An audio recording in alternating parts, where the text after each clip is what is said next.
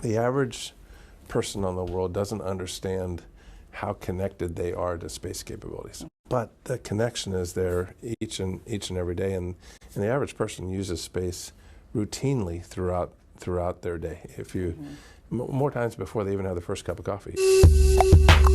Hey everybody, I'm Angie Goff, and this is the Oh My Goff Show. For nearly 2 decades, I've covered big stories and big names, whether it was reporting from the royal wedding, the Super Bowl, or sitting down with the First Lady. There's one thing I know for sure.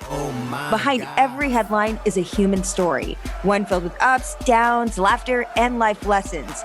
Each episode, we'll tap into some pretty incredible minds, people who've found true success in chasing their dream or changing the world. It's the story behind the story that I hope will inspire your own. This is the Oh My Goff Show with Angie Goff. This week on the Oh My Goff podcast, we go where no podcaster has gone before in an astronaut costume to the Pentagon to speak with the Chief of Space Operations. Look at you. General Raymond, so nice to meet you. I'm reporting for duty. I felt like I needed to dress the part. So would this fly? That kind of matches what NASA astronauts wear. Oh, that's not what you guys do. No, but that's good. Well, I'm a little hot in here. I think I'm gonna have to, Oh, South Carolina. The interview's just gone south. I mean, is it okay if I wear this in here? No. I don't know if I'll be able to concentrate. Okay, is this better? I can take you seriously now. You can take me seriously. I have a niece that goes to University of South Carolina. Oh, really? And her brother, my nephew, went to Clemson. I went to Clemson. My sister went to Clemson. So we always give her grief. Oh, I bet. It's funny though. I was raised Clemson. Did you? But then I married a Gamecock, and so I'm sorry. 4-star General John J. Raymond. Did you always think that you were going to join the military? I did. My whole family's been military. My great-great-grandfather, my great-grandfather, my grandfather, and my dad all went to West Point and all served careers in the Army. And so I always knew that I wanted to, I love the lifestyle. That's how I grew up. I always knew I wanted to serve. And when I went to Clemson, I went to high school here. My dad was stationed at the Pentagon during my high school years. My grandparents retired here, so this was always home. Yeah. I went to Thomas Jefferson High School back before it was the science and technology. Wait, smarty pants, no, okay. I probably wouldn't have gone to Thomas Jefferson the way it is today, but it was a normal, regular high school then. I went there, and then I went looking for schools, and I went down to Clemson, fell in love with it, and they had a great Air Force ROTC program. So and so you did that all 4 years? Oh, yes, I did, and then I graduated and got commissioned out of Clemson in 1984. Tell me about this transition, though, into the space world. Is space something that you always were interested in? It is interesting. I'm getting ready to retire in a week, and I've been doing a lot of reflecting. And I told you about my family history in the military. Doing a little research years ago on my great-great-grandfather, who graduated in 1865 from West Point. In 1874, he was sent to Tanzania to time what they call the transit of Venus, which was how Venus passing in front of the sun, and then they would take stopwatches and measure how long it took. And then you could triangulate that and determine how far away the Earth was from the sun. That's how they used to calculate that. And so even back from 1865, there's this little tie of my family with space. My dad, when I lived at West Point in first, second, third grade, my dad taught astronomy at West Point. And while I was there, I remember sitting on the living room floor watching Neil Armstrong walk on the moon for the first time. Wow. And then immediately turning around and going to the table and building Apollo rockets. So I've always been interested in space. I came in the Air Force. I had a career, my first 4 years, I was a missile launch officer. And then I moved into the Space Force into the space mission area after that. And so I've basically from 1990-ish time frame until today, I've been involved in the space business and national security space. Space Force wasn't Space Force until 2019, until you came along and took the reins. You took charge as the head of space operations during a time that, I mean, some would say came later in what was described as somewhat of a chaotic administration. To establish a Space Force as the 6th branch And then on the other side, you've got late night host Space Force having a field day with the idea of the Space Force. And you've got Steve Carell coming out with his own show. One without sacrifice. What was that like, navigating that outside noise? Because at the end of the day, this is a serious job. It's a really serious job, and there's no noise inside of the force or inside of the department. I mean, everybody understands just how critical space is to our way of life, how critical space is to joint and coalition operations. There's nothing we do, absolutely nothing we do as a joint force that isn't enabled by space. Yeah. And so all that noise is not relevant to the critical work that we're doing, and we just keep moving along and build this force, which is so important to our national security. And so I'm very, very proud of the team. If you look at what we've accomplished in 3 short years, it's really, really remarkable. By the way, did you ever watch Space Force? I did. So I actually did a Zoom call with Steve Carell right before it came out, and so we were kidding around about Bruce Willis. So if you were to watch the second season, it's like the third or fourth show. 12 American astronauts had set foot on the moon by 1972. That's Bruce Willis. Very good actor. He is a good actor. That astronaut has a full head of hair, though. Which is the line that I used, so that was kind of the nod. I love that. So this hallway is our Space Force quarter. That as you think about space, the average person on the world doesn't understand how connected they are to space capabilities. We have a saying in space that space doesn't have a mother. It's hard to have this connection. You can't see a satellite. You can't touch a satellite. It's an intangible thing because you can't see it.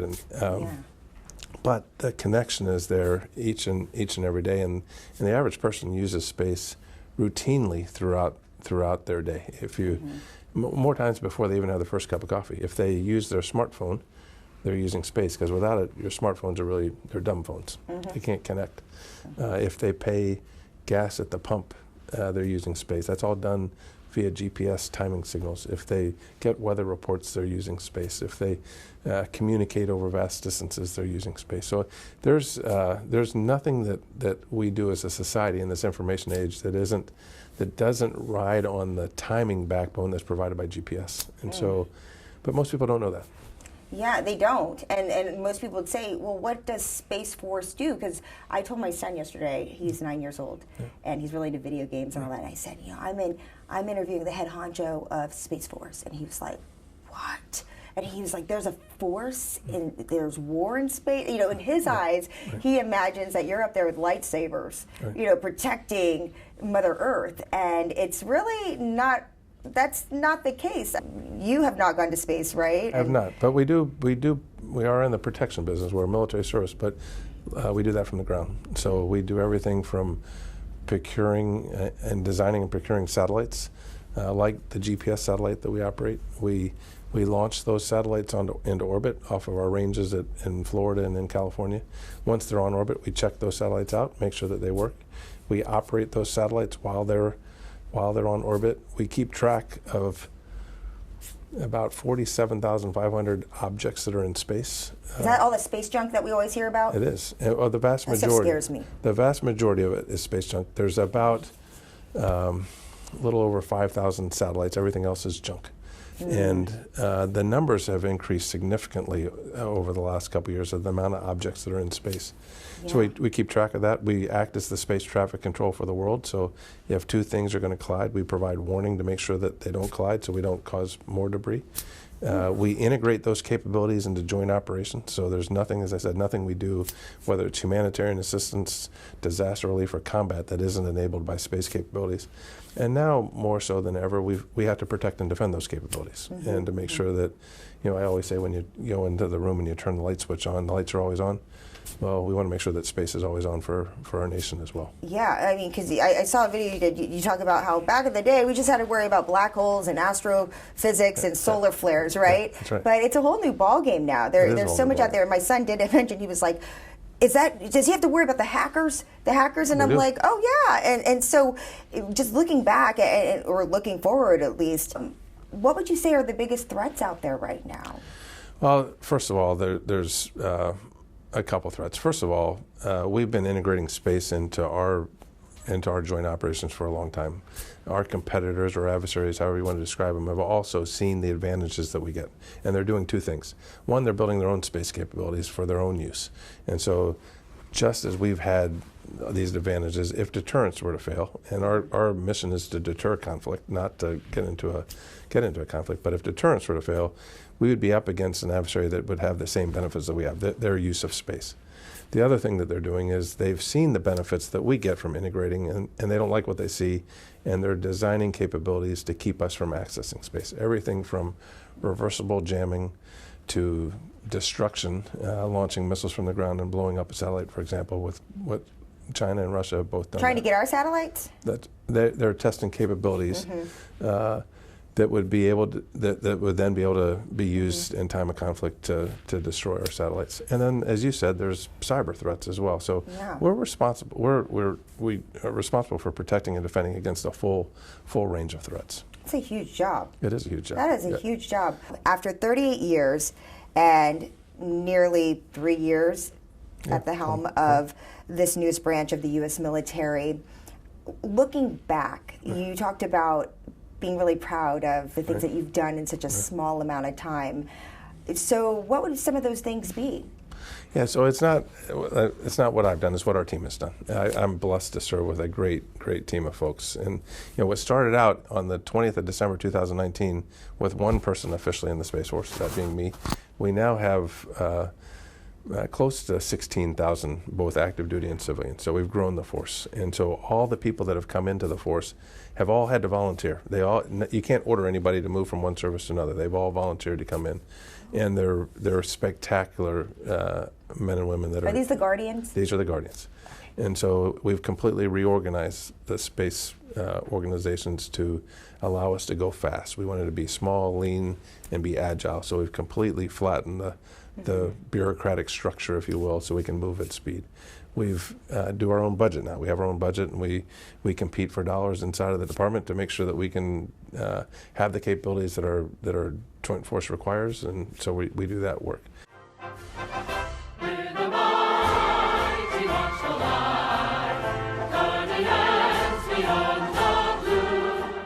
You have your own song. We have our own song. It's a great song.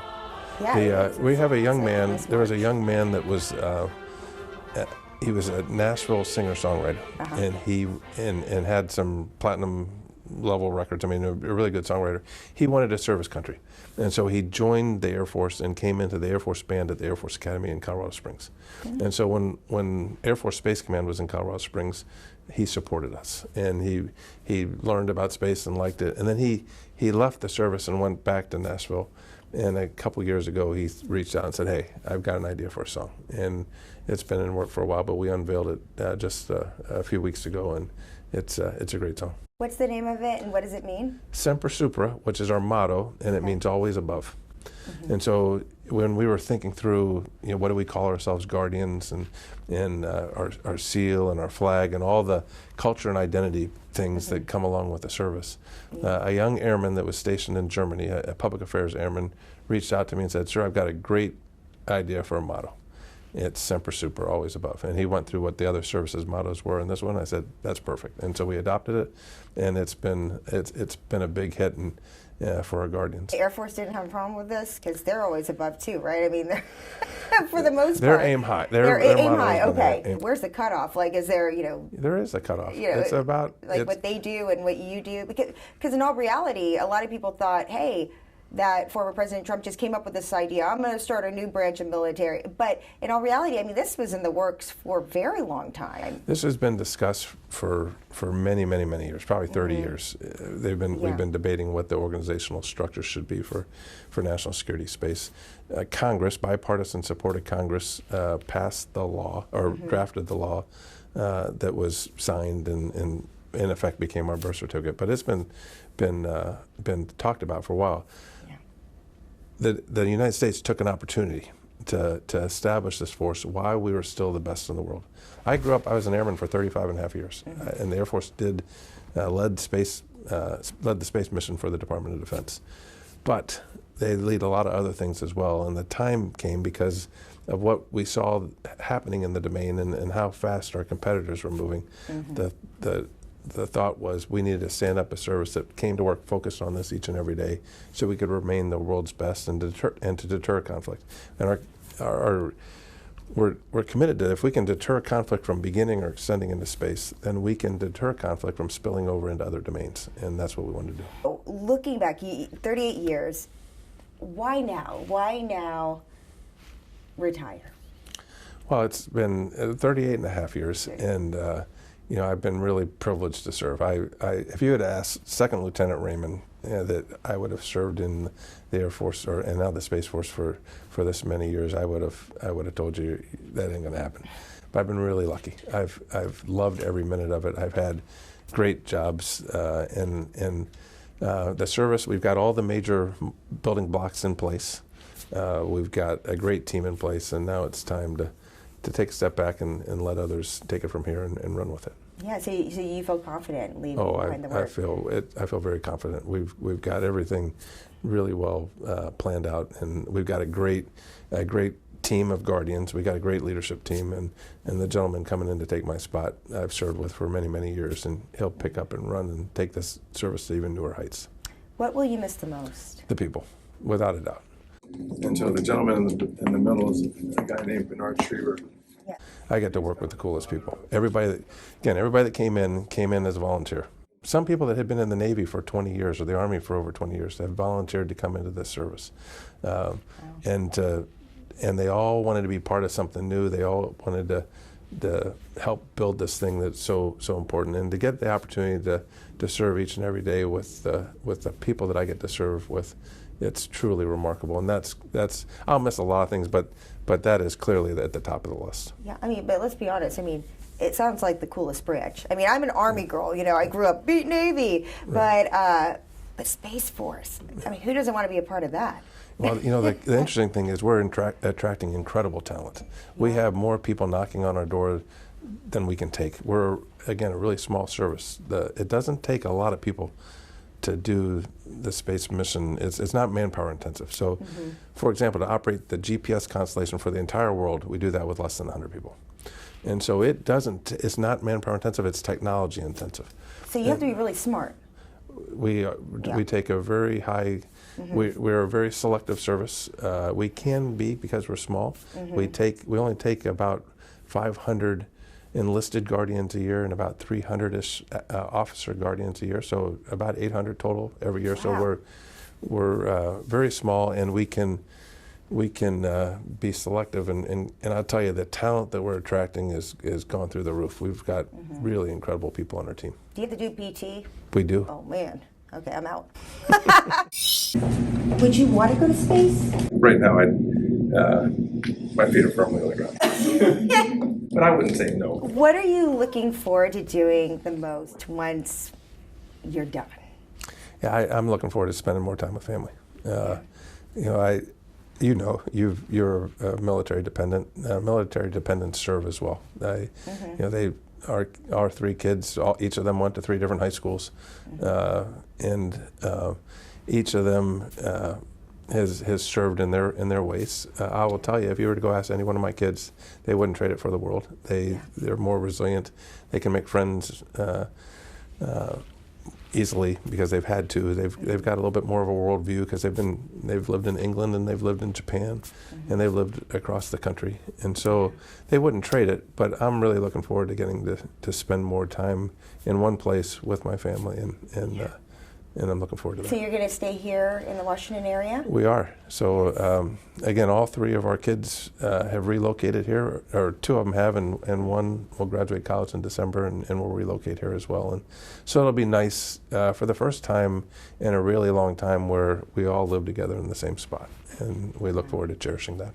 And will you still stay involved with military matters? And I know your wife is pretty involved with She is. military spouses. Because as you mentioned, we all know anybody who's been part of a military family, when the service member serves, so does the family. Yeah, I tell you, I'm blessed. My wife Molly is actively engaged in supporting families. She's really helping on spouse employment.